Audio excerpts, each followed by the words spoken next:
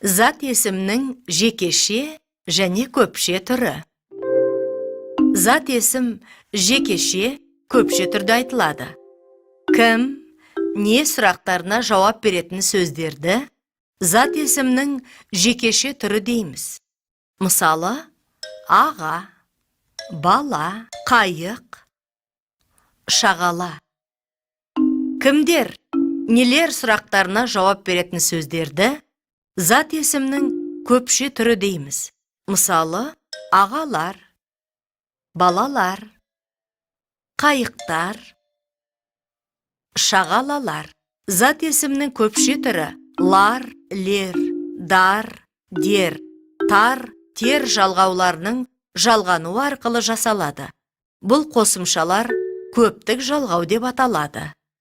Дауысты дыбысқа немесе үнді и, у, ыр дыбыстарына аяқталған сөздерге көптік жалғаудың лар, лер нұсқасы жалғанады. Мысалы, балалар, үйлер, таулар, сиырлар. Көптік жалғаудың дар, дер нұсқасы ұяң, ж, з және үнді л, м, н, ың дыбыстарына аяқталған сөздерге жалғанады. Мысалы, теңіздер, гүлдер, шамдар, құлындар, аңдар.